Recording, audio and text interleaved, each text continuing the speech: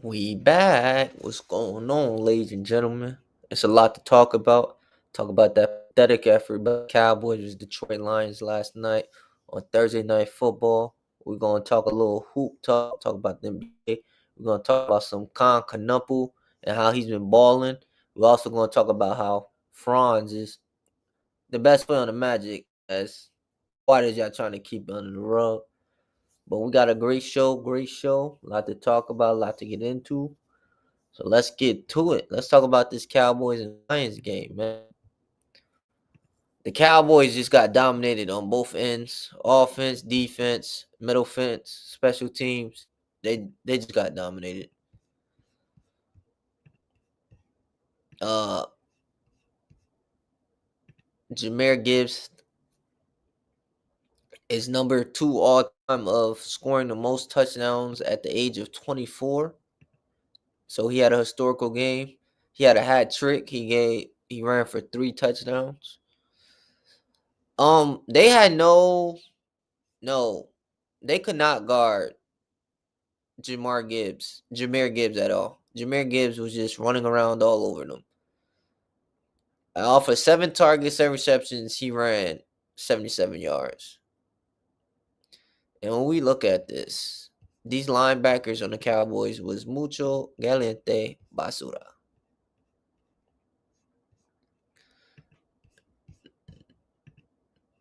All right, there we go.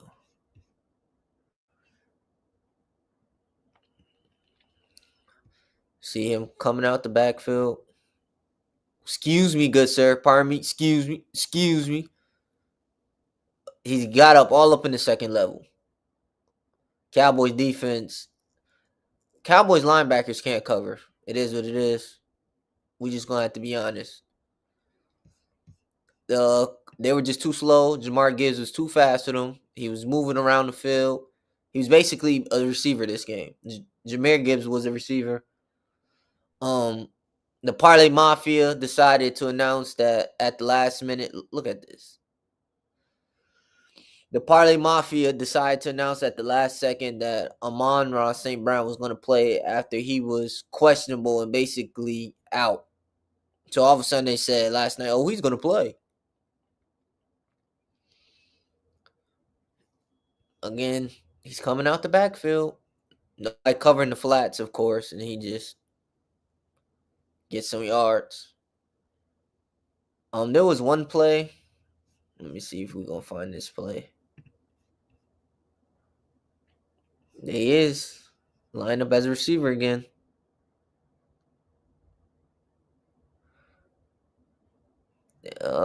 Excuse me. Jamar Gibbs, open space. This zone defense they were running, Jamar Gibbs was exploiting. He was finding all the holes in his zone defense, and Jared Goff was finding him. Whether he was coming out the backfield and lined up as a receiver, Dallas Cowboys linebackers couldn't do anything. They were lost, confused, perplexed. Hit him with a double move. Excuse me. Again, 18-yard gain. Jamar Gibbs is a very shifty back. I think he has a case between him and Bijan, who's the better back in the league. You go either or. I think Jamar Gibbs, oh my gosh, had that man go out of bounds. Whoo-wee, DeRon Bland flew out of bounds. Now we gotta go back to that one. Now that was crazy. We're gonna go back to that play real quick.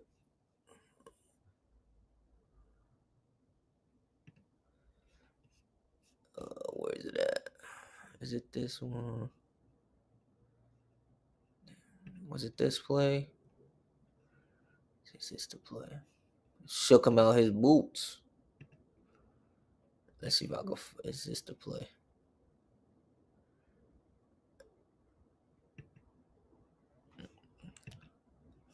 We're gonna slow this down a little bit. All right.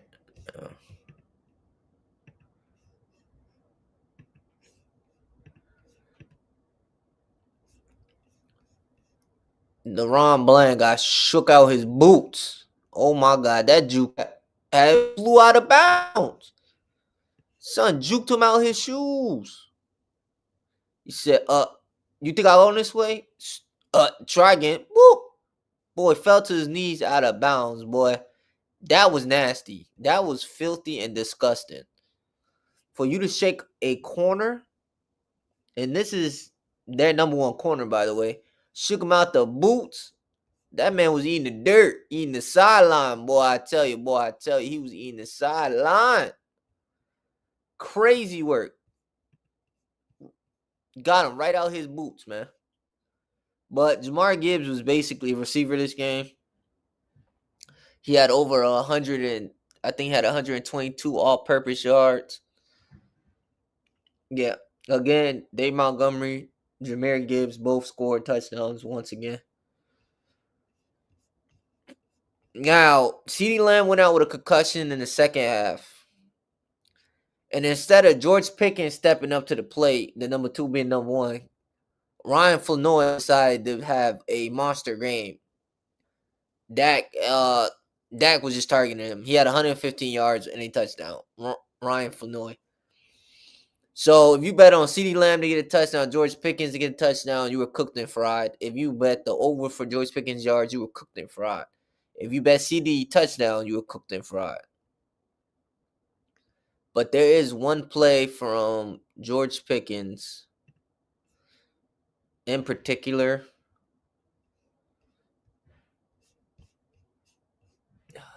George Pickens didn't step him the way I thought he would. That was also a big problem that the Cowboys were having. The Cowboys were getting dominated at every level. The Lions were just, quite frankly, more physical than them. They were getting the Dak, putting pressure on Dak.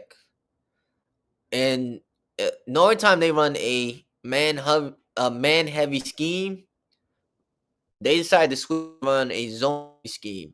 And with it being a zone-heavy scheme, Dak did not play his best game. This game was winnable for the Cowboys. The Cowboys should have won this, and this game basically sealed their fate. That's it for them. They're not making the playoffs. They're out the playoffs. They're cooked. They're done finito. Shout out to Dan Campbell. Being Dan Campbell called the offense looks better when he's calling the offense. The defense, shout out to the DC on lines because he's one heck of a DC defensive coordinator. Unfortunately, Teron Arnold went out. They said he teared his Achilles, so he's out for the season.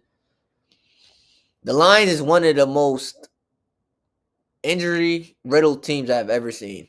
It's out of hand. They always are leading the league in injuries some way, somehow. Crazy work. But yeah, it was just an ugly game. The Parlay Mafia had their hands off this game.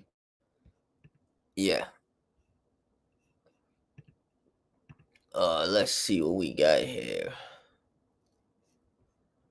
Let's see. I got no vote for you guys.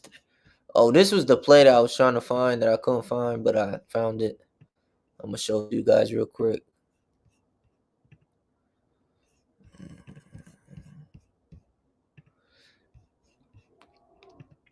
This is the one the Parlay Mafia had their hands all over.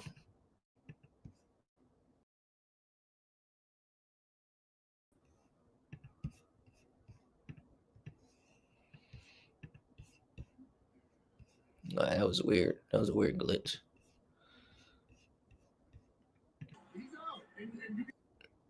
Uh, let's slow this playback speed a little bit.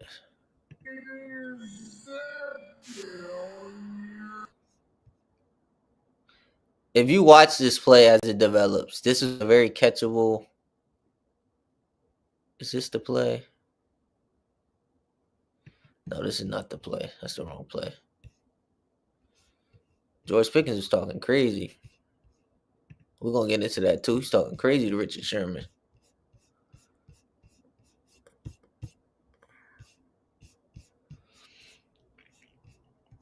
What's going on with the computer?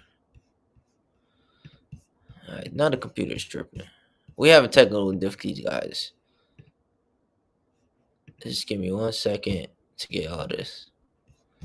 George Pickens had a lack of accurate problem. I thought he should have had been doing more than what he was doing. When he wasn't getting his targets, it seemed like he was upset, he was angry, he was annoyed. Which I get, I understand. But you're the number two. You didn't step up when you were supposed to. Okay, now I found it. It took me a while. Thanks for bearing with me, guys. Let me make this bigger. Now the Parlay Mafia had their hands all over this. Cause he didn't put no effort into catching or grabbing this ball. Pause. This ball was very catchable. Pause.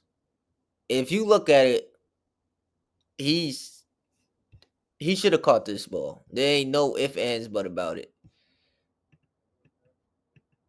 If he would have reached out, George Pickens could catch this ball.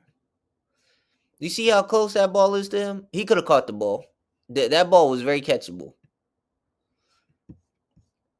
And then if he caught the ball, it might have been a touchdown. I'm not going to lie. But he gave no effort. He basically quit on the play, and he just said, this was your time to sign, George Pickens. You're in a contract here. You can't be doing stuff like this. But we already know back from his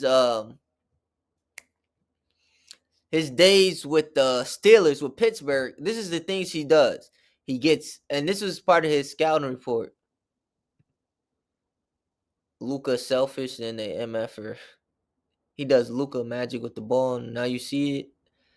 Now you see it, then you won't see it for 2 quarters. Who you talking about, Adam? Shout out to the 20 people that's in the live right now watching it.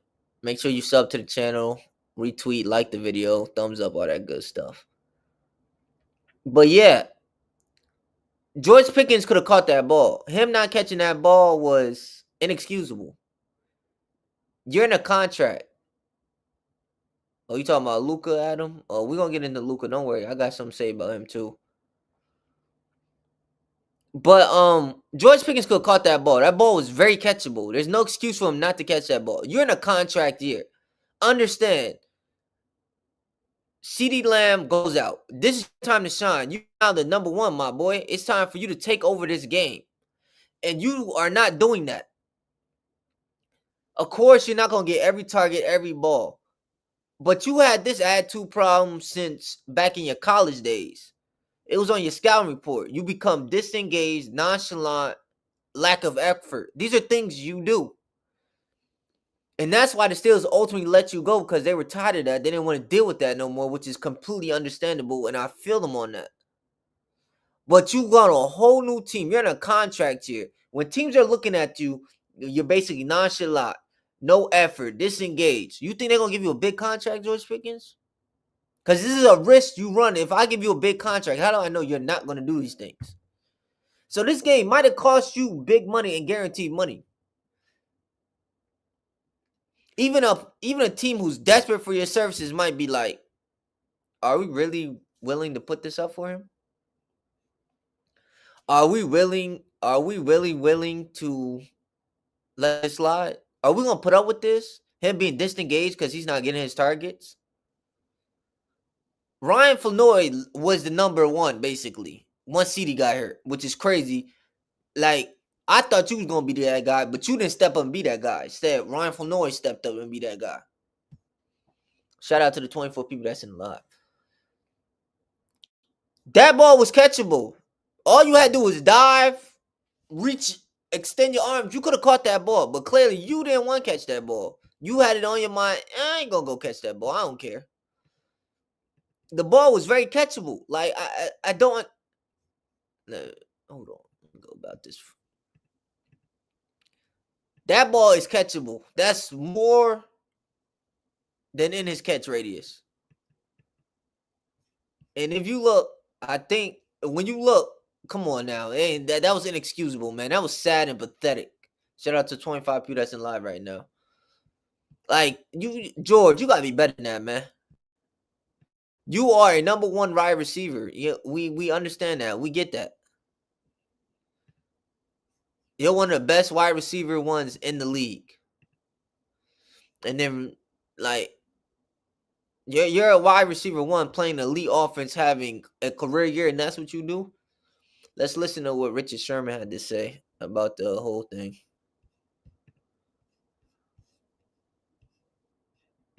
George Pickens throughout the game, especially late in the game, just looked uninterested in playing football. You know, and that's what you can't have. If you're going to be a superstar, if you want to be the best receiver in the National Football League, you can never be disengaged. It doesn't matter if the game's going your way or not going your way. You can't just disappear in these games or else you're not going to have impact. And just right here, cruising routes. You're the guy. You're the guy. CD Lamb is not in this game. He's out, and you get intercepted on your slant routes, and you can't be the guy and half-ass it. I'm sorry, that's just you can't. It's unacceptable. And if you're Dallas Cowboys and you're looking at him, and you're looking to pay him big time receiver money, $40 million, you got to look at the tape and say, hey, is this a guy you trust paying $40 million to show up regardless of circumstance? I don't know. Like Richard Sherman just said in that video, you can't be disengaged. You can't be nonchalant. You can't give no effort. You can't be out there lollygagging. You're that guy. CD Lamb unfortunately has a concussion. He leaves the game. You're the number two. Guess what? Now you're the number one. You was the assistant manager. Now you're the manager. So we need you to step up in this role and be that player. Oh, you had a rough night. So what? That's part of the game. So everything's not gonna go your way every day, every game. That's just how life works, man. But we need you to go when the game's not going your way. We need to still give that effort, go above and beyond, even though the game's not going your way. We still need you to do certain things. We still need you to do the little things. And unfortunately, George Pickens has never been that guy. When things don't go his way, he's disengaged. He's lazy. He doesn't care. It's just like he's just showing up. No, this is a job, you know.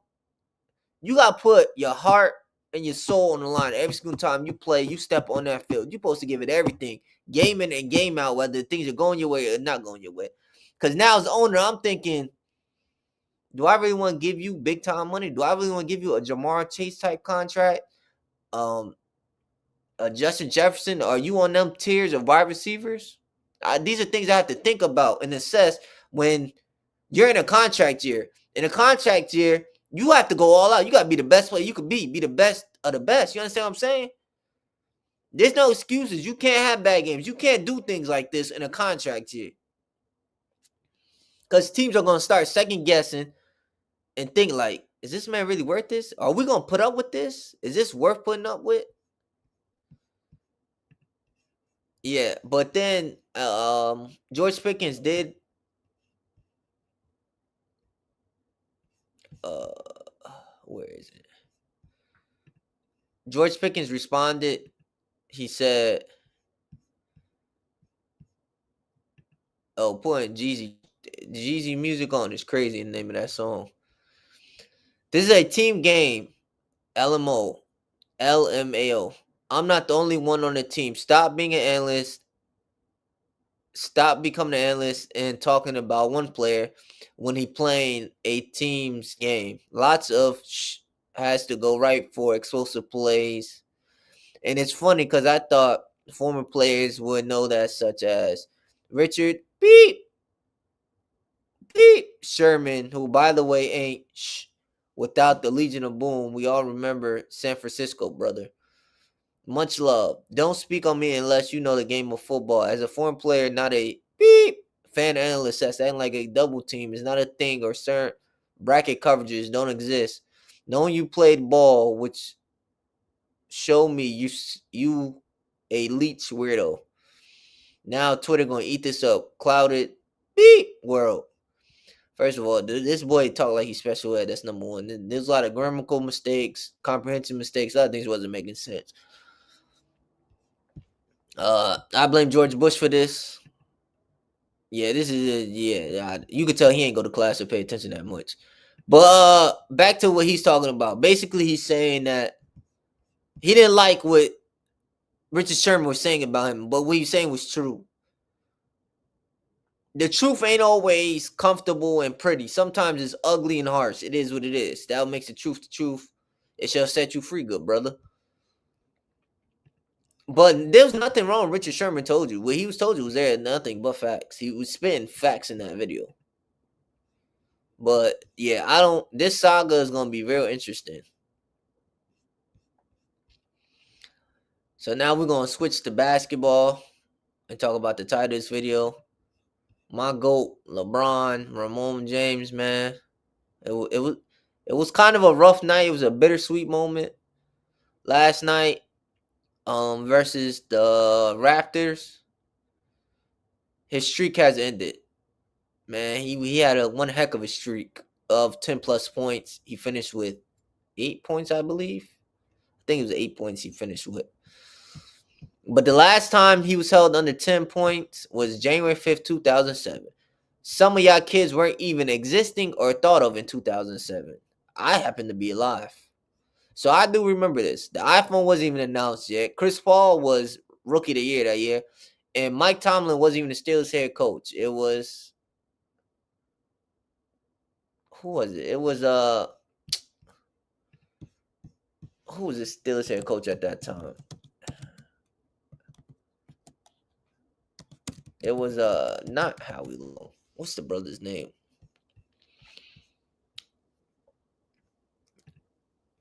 The Steelers head coach was let me see. Now I gotta find who was Steelers head coach because I'm really blanking on who their head coach was.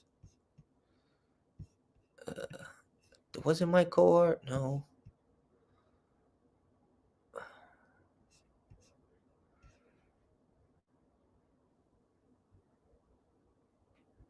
It wasn't. I believe it was Bruce Arians that year. In 2007. I believe that was Bruce Arians was the head coach. Yeah, it was Bruce Arians was the head coach of the Steelers at that time. Nope, I lied. That was the OC. Read the wrong thing. Can't read. Uh-oh.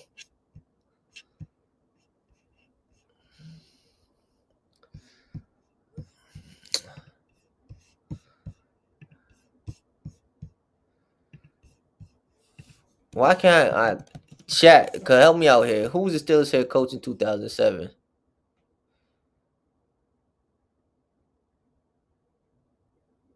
It was Bill Cowher. That's who it was. Why was I blanking on that?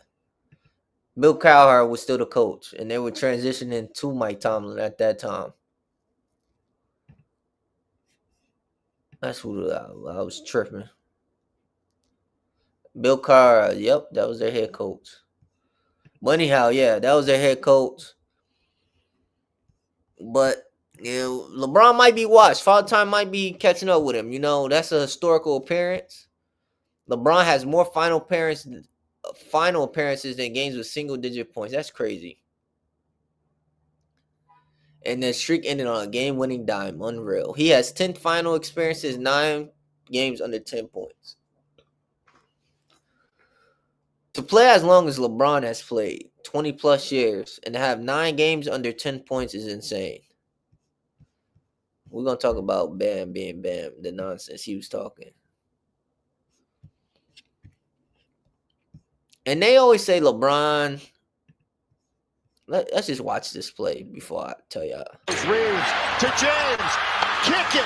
Corner. Rui to win the game. Rui wins it. And James gave him the basketball. I've said it all the time I've seen LeBron play.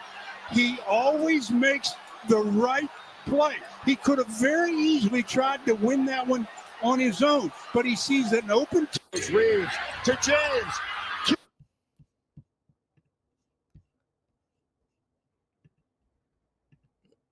Matter of fact, let's bring this video back up and let's really dissect this play.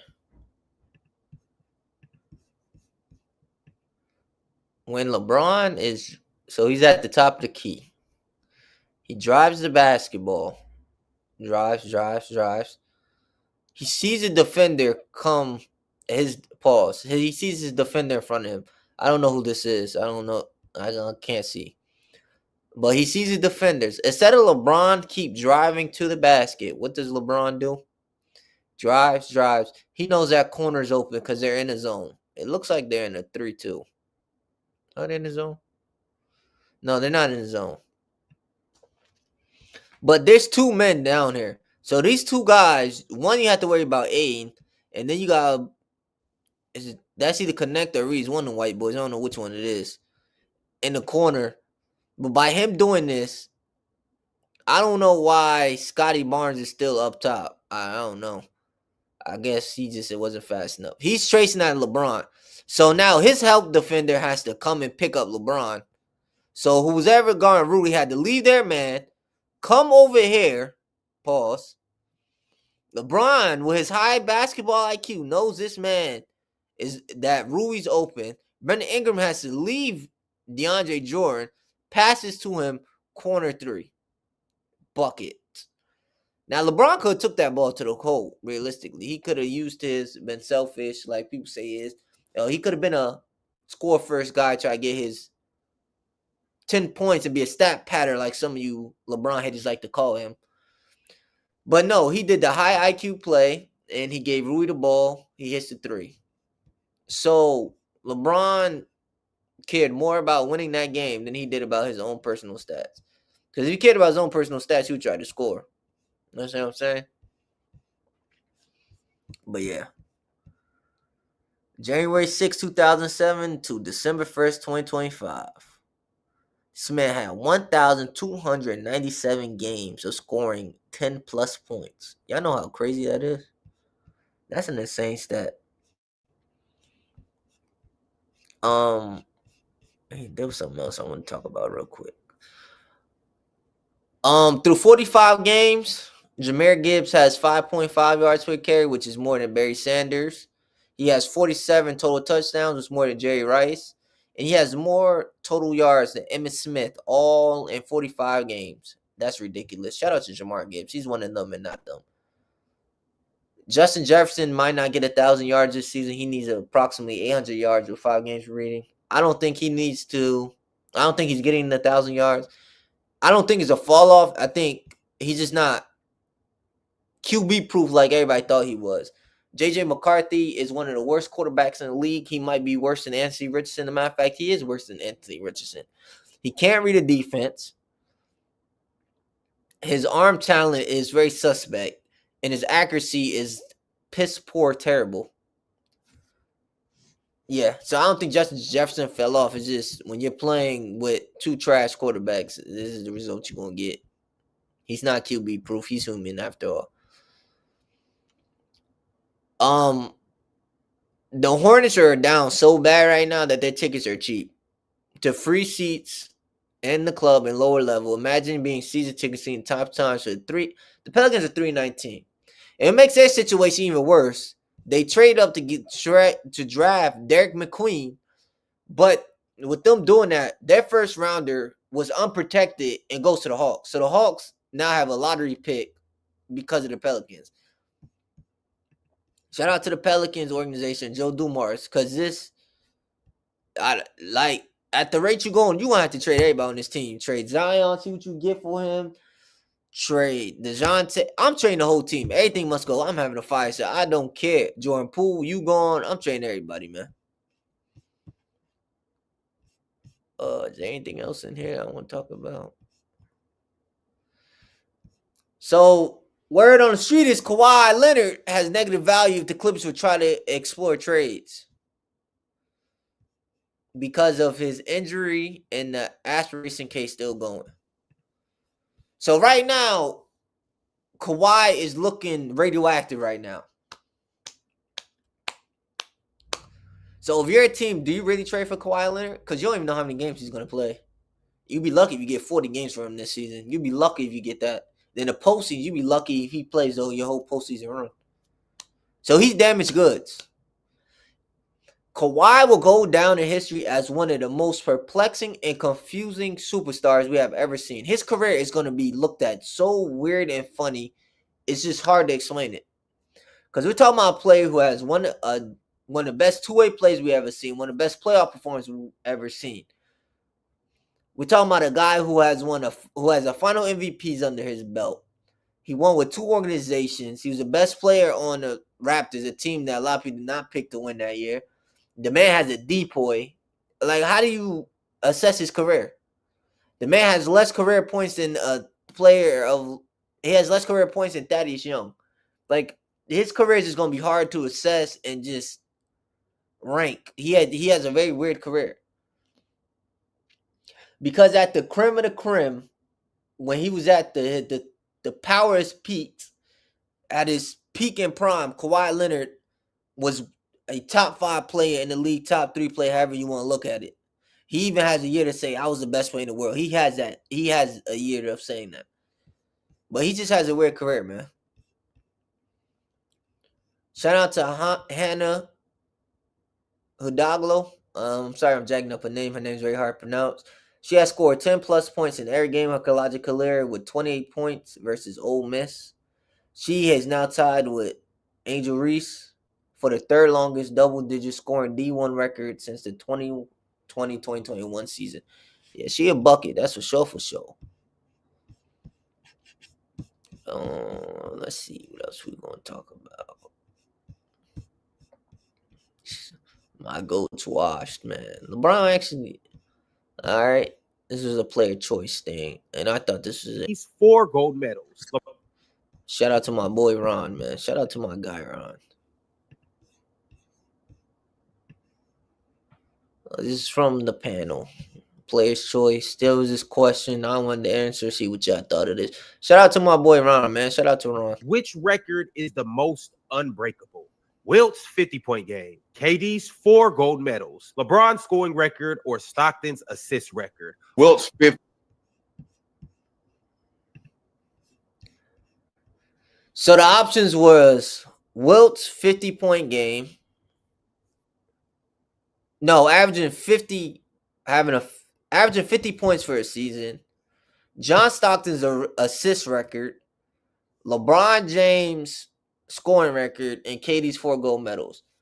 We can all agree the gold medals is the easiest one. We don't give a crap about that. That's the weakest one. Now between LeBron scoring record, John Stockton's assist record, and averaging 50 points a game. All 3 of them are like on the same tier. I'm gonna be honest with y'all. For you to break John Stockton's assist record, you need insane longevity. Both of those stats, LeBron James scoring record and John Stockton's assist record, those are longevity records. So for you to come in the league, this is how crazy this is going to get, right? John Stockton, his career, out of a 19-year career, may I add that too, he has played 1,504 games. He has played 1,300. So he roughly only missed about what? If my math is correct, like 204 games his whole career. We're talking about a guy whose majority of the seasons is playing 82 games. He only has 3 seasons where he did not play 82 games. In the 89-90 season, he played 78. In the 97-98 season, he played 64. In 98-99, he played 50. Outside those 3 seasons, the man played 82 games. We're talking about, and then on top of that, he has 1, 2, 3, 4, 5, 6, 7, 8, 9. 9 years of averaging 11 plus assists.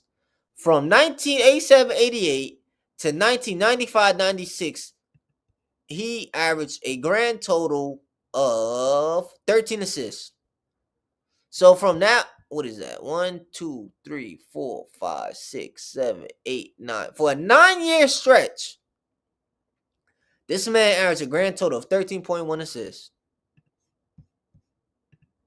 For you to come even close to that record, the John Six's assist record all time, for you to even come close to that, a player has to play 82 games. So he's gonna have to be durable. He can't get no injuries. He has to be super durable. On top of being super durable, he has to have a stretch for 9 years of averaging at least 12 of at least averaging 13 assists. That's cooked. You know how hard that's gonna be? The man has 2 seasons averaging 14, 3 seasons averaging 13, and another 3 seasons averaging 12 assists. This is from a stretch. From a 9-year stretch, the man averaged 13.1 assists. With the way today's defenses are and players evolve, that's going to be near impossible.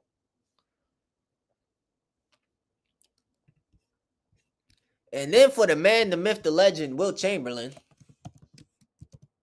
the LeBron one, we already know that's going to be, you're going to have to play till you like 50 to hope to even catch that record.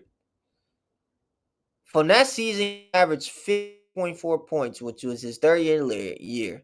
Let's just look at his game log. I'm just curious about what his game log look like. Because it's probably some crazy games in that game log.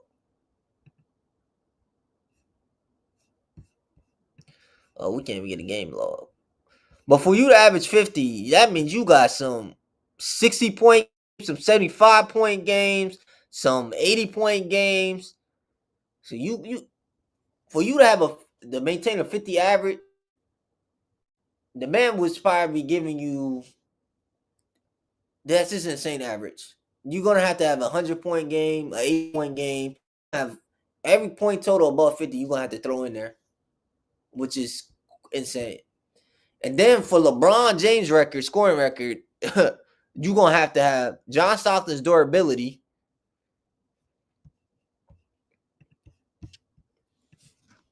And then you're gonna have to have insane longevity. Because remember, for the LeBron James scoring record, we're talking about a guy.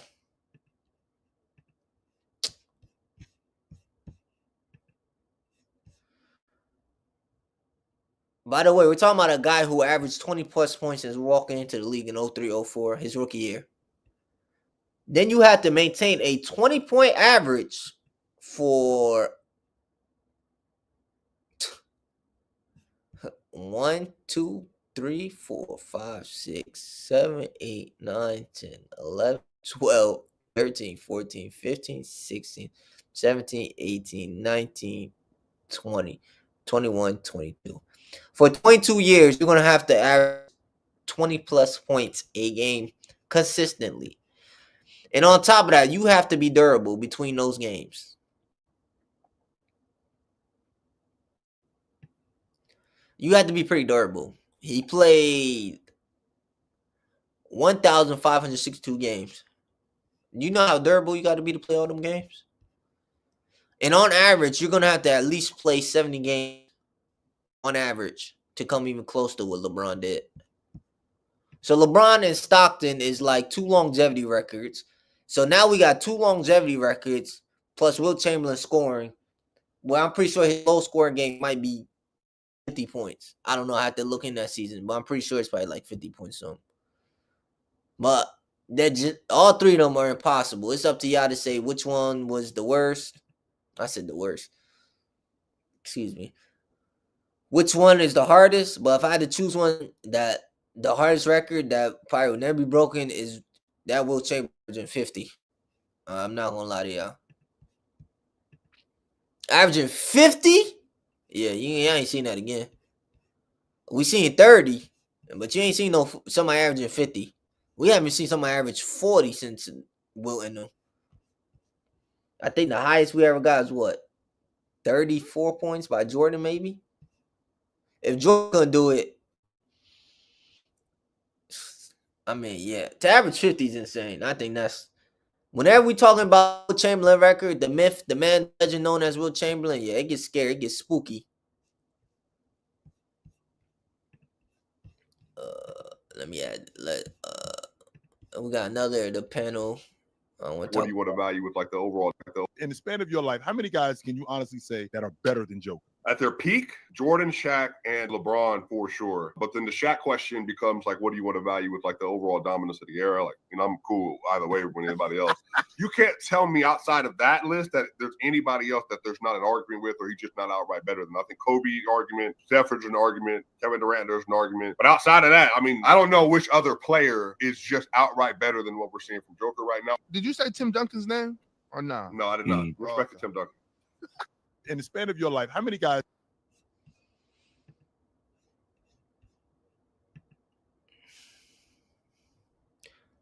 That is all-time Hall of Fame Jokic plays. The Swiper is overrating Jokic. Put him in a conversation he does not belong in. That is nasty. He just sat there outright lied like that. He said LeBron, Jordan, Shaq are the only three players that they peak. You can say better than Jokic. That is filthy and a lie. So you know what I did, right? I made a list.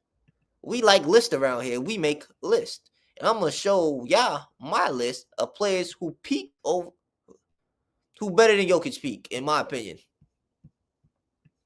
So players who peaked higher than Jokic. And I'm putting on a list for all you guys to see. Oh, yeah. He said Jordan, Shaq, LeBron. Goes without saying. Giannis peaked higher than Jokic. Yeah, I said it. The scoring and the playmaking is comfortable. Like, you can say it's a gap, but it's not that big. So it's pretty comfortable. And we ain't going to even talk about that defensive gap because Giannis clears, wipes as a defender. Jokic as a defender is on the first floor. My man, Giannis is on the penthouse. All right, you understand what I'm saying? So, Giannis peaked higher than Jokic. SGA has peaked higher than Jokic. The scoring, comfortable. The playmaking, y'all can say it's a gap. I ain't mad at that. But offensively, it's comfortable. Again, it's close. Defensively, SGA clears. Clears. Jokic is a liability on defense. Kobe clears on defense. Scoring, I think Kobe's a better scorer than Jokic. You can make that argument. I'm saying Kobe's a better scorer than Jokic. The playmaking you can give to Jokic, I don't care. It's a gap. But once again, defensive gap is larger than that offensive gap. Wilt Chamberlain clears on both sides of the ball. I don't even have to say anything about Wilt. There ain't nothing to talk about. Tim Duncan? We talking about all-time great defender? You can say Jokic is better offensively. I really don't care. Defensively, Tim Duncan wipes and clears. Yeah, so give me Tim Duncan. Again, the defensive gap is bigger than the offensive gap. So give me Tim Duncan. Bill Russell. Bill Russell peaked as a rebounder. He's a better rebounder than Jokic. Clears as a defender. All Jokic guys is offense. And we ain't gonna act like Bill Russell wasn't playmaking with his full court outlet passes. So, I mean, it's a conversation once again. But I will say this. As a scorer, Jokic clears. But then as a defender, Bill Russell clears. So, where's the middle ground? But give me Bill Russell. Kareem clears. As a scorer and defender. Ain't nothing to talk about. And a rebounder, too. So, all Jokic is holding on to that playmaking. But they peaked higher than Jokic. Hakeem. Come on. What do I have to say about Hakeem? Like, come on now. KG, peaked higher. D-Wade, peaked higher. Westbrook, Harden, Luka, and Magic are all honorable mentions. I think they have a case. You can say they peaked higher than Jokic. It is what it is. But if you look at my list from, D-Wade peaked higher too, by the way. 1 to 13, there's a common theme. And can y'all tell me what the common thing is? I'll give you a minute.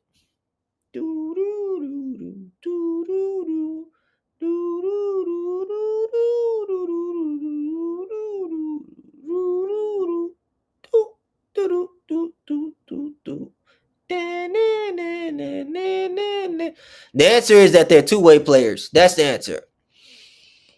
So I'm gonna tell y'all something that y'all might know or don't know about me and the way I look at the game of basketball. Two-way ability outweighs one-way ability when the one-way ability is close. So what do I mean by that? I'm gonna give you an example of this. If I'm comparing SGA to Luca, right? Offensively, it's not a big gap, it's comfortable, right? But then when we talk about defense, SGA clears Luca. I'm gonna give you another one. Giannis and Jokic. Again, the offense is comfortable. I would say Giannis is a better scorer than Jokic. I think the playmaking is close, relatively close. Well, if you say it's a gap, sure, it's a gap. It's a small gap, but it's not huge, humongous. Then when we talk about defense, it's night and day, baby. Like what we doing? So for me personally, I don't care how great you are as an all-time offensive player. If I could find an offensive player that's close or comfortable to your level of offense, and he plays defense, I'm picking that guy 9 times out of 10. It's very rare. Because I know y'all gonna sit here and try to give me the crazy scenarios known to man. Y'all gonna say, oh, crazy shot. So you telling me you gonna take Ben Wallace over Jokic? I never said that. That's not what I said. What I'm telling you is Ben Wallace clears as a defender, and then as an offensive player, Jokic clears. So in this case, I would take Jokic. Because as bad as he's as a defender, Ben Wallace is bad offensively. He brings no offense at all. Both of them are on a GOAT level offense and defense. They both on their own GOAT tiers in that perspective. But these are the 17 players I think peaked higher than Jokic. 13 are locks. 1 through 13 is a lock. Like, I don't know what to tell you. They peaked higher than Jokic. 14 and 17 is honorable mention. There's an argument to be made. But if you take Jokic, I ain't mad. Me personally, I can say they on the same tier as Jokic. I don't think it's clear. But yeah, that was nasty how that Jokic glaze, like that swiper did, was insane. He just glossed, just gave that man too much praise for that. Then when it comes to Shaq, I think Shaq clears. What am I looking at? Why am I in there? I think Shaq clears Jokic. I don't even think Jokic is a top 5. And you know what? Jokic ain't top 5 center all time. Quiet as a kid.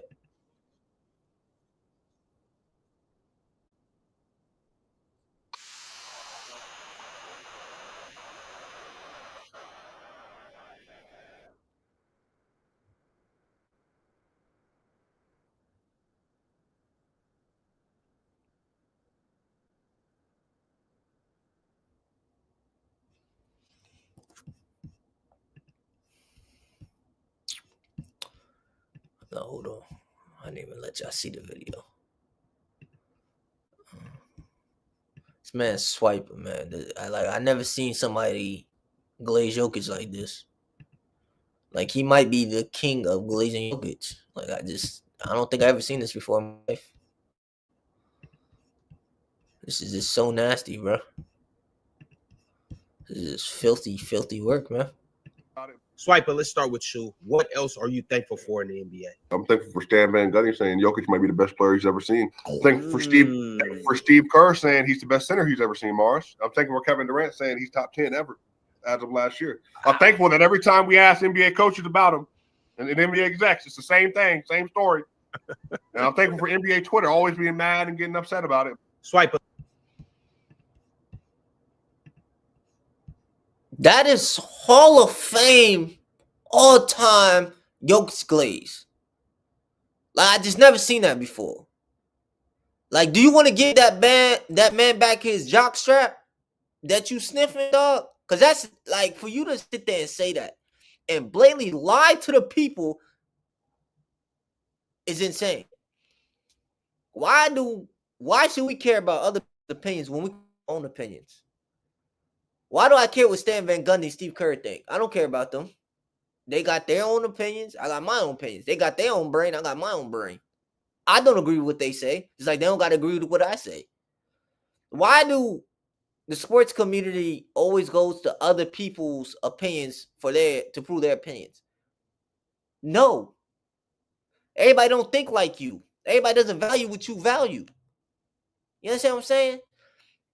You are your own man. You form your own opinions. You have your own brain. Use it, good brother. Don't use other people's opinions to back up your opinions. Just state your opinion. Give your facts of why you feel that your opinion is correct or why you think the way you think. That's it. I don't care what them other people think. I don't care what Steve Kerr, Stan Van Gundy. I don't care. They can say my favorite player is the GOAT. They can say, oh, Westbrook the GOAT. And I would disagree with them because I don't believe that. Because I don't care what they say. I don't care their validation. At the end of the day, I'm my own man, my own human being. I have my own brain. I form my own opinions. So to get back to Swipe, what he's saying about Jokic, right? Jokic is not top 10. He ain't even close to the top 10, we're being honest. Giannis is closer to the top 10 than Jokic is. When we talk about centers, right? I'm going to give y'all 5 centers. Now I want y'all to tell me who's Jokic better than. We got, no order, Kareem, Bill Russell, Hakeem, Wilt Chamberlain, and Shaq. I'm going to say it again. And it's in no order. Kareem, Hakeem, Bill Russell, Wilt Chamberlain, Shaquille O'Neal, the Diesel. Which one of them centers is Jokic better than? He's cool at 6. And I honestly believe he's not going to jump none of them 5 players. There's no way he can jump any 5 of them. And one of the reasons why is because his defense is so bad. If he was a better defender, then I could say he could probably jump over Shaq or somebody. But because that defense is so bad, has no value, he can't get over those 5. Mostly all the two-way, these are elite two-way centers that I named too. These are not like your regular, normal. These are Hall of Fame, two-way, creme de la creme centers. He's not top 10. And Steve Kerr, for you sit there and lie out your mouth and say that's the best center you ever seen with your 2 eyes. When you played against Shaq, it's filthy. You seen Shaq when he came to the league. You is a filthy, filthy individual. And that's why you're an overrated coach. But that's a conversation for another day. That's for another live. You still got CTE from when Michael Jordan punched you in the face. That's what happened to you. Your brain still scrambled still. You understand what I'm saying? Your brain still scrambled. You got some holes up there. Your brain might look like Swiss cheese right now. Because you still got CTE. For you to sit there out your mouth and say, according to Swiper, this is what Swiper said it. He's the best center you ever seen? When you seen a Shaquille O'Neal and played against a Shaquille O'Neal? Huh? What are we doing, bro? Is your brain not fried? You got scrambled egg up there, good brother? But that Swiper glaze has to stop, bro. Like, it's just nasty, filthy, just glaze, man. And KD, we ain't even gonna talk about him. We don't even care about his top 10 list. Like, this is just filthy work, man. These narratives you try to pass for a player is disgusting. Let me see. Then this probably be the last thing for today's show, real quick. Let me get this film up. Player to step on the floor. I don't think he dominated an offense like Joker does. I don't think he dominated as a distributor, as a playmaker, as a bucket getter. I don't think he dominated an offense as well as Joker did. Chill, do you think Jokic is better than Steph Curry? Offensively, yes, I do. Which means Shea's better than Steph Curry too, because you said Shea's better than Jokic. I said Shea is better than him right now. This is the best Jokic has been. I've already said SGA is better than Curry today. Is he better than the best version of him? I would have to sit down and think about that, because when I think about the 2015, 2016 Steph Curry, how dangerous he was. Is SGA that dangerous? Does SGA affect the game that much as Curry did?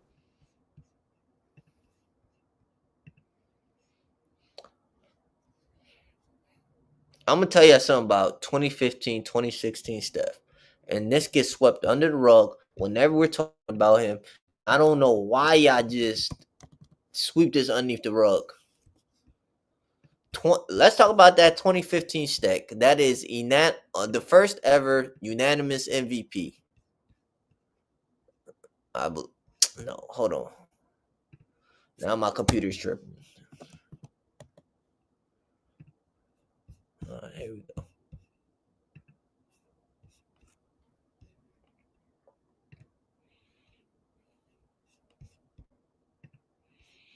(2015, 2016 Steph). That's the year he won the unanimous MVP, correct? Let me double check. Yes. First ever unanimous MVP. Let me tell you about that 20. Which year was that? Yeah, 2015, 2016 Steph. Because this is something that people don't talk about. That versus Steph. All right. No, hold on. Let me stop sharing my screen. So we're gonna have a serious conversation about it. That version of Steph, right, was up 3-1 versus the Cleveland Cavaliers. That man in that series, he averaged 22 points, 40% from field, 40% from three. He dropped in that series. Well, I mean, dropped from his regular season average to the finals. He dropped. Then let's go into the games. From games 5 through 7. Game 5, Steph had a good game. Shout out to Steph. Game 6. Game 6, Steph Curry had a great game. Another good game. But that game 7, when he got outplayed by Kyrie and LeBron James, this was a horrible game. He had 17 points. He shot 28% from 3 and 31 from the field. That man's true shooting was 43%. And which I never understood to this day. I will never understand this. That game 7, Draymond was cooking. The man had 32 points, 15 rebounds, and 9 assists. He was shooting 73% from the field, 75% from 3. And he had a 95 true shooting.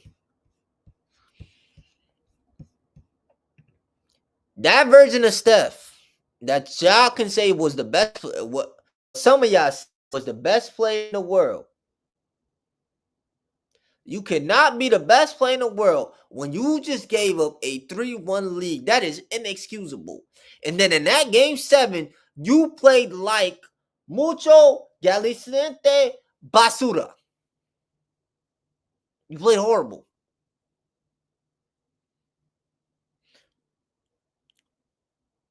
That was a bad games by a superstar caliber player. That was a bad game by Steph. He severely underperformed. Now we talking about SGA and his MVP season, which was 24-25. The man averaged 32 points.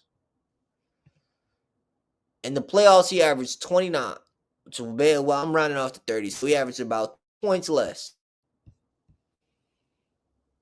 3 point you round 2 points less, whatever.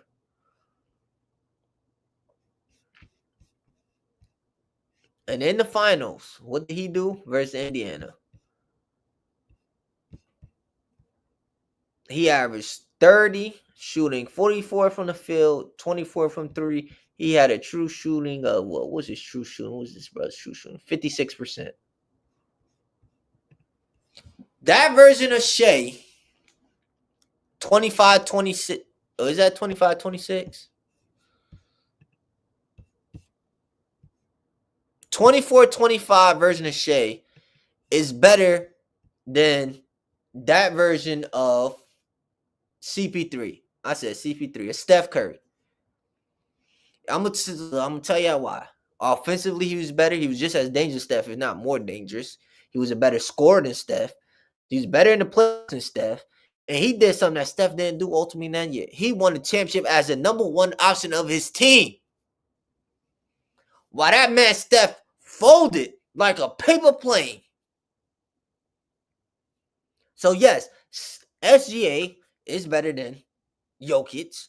Yes, SGA is better than a unanimous MVP Steph.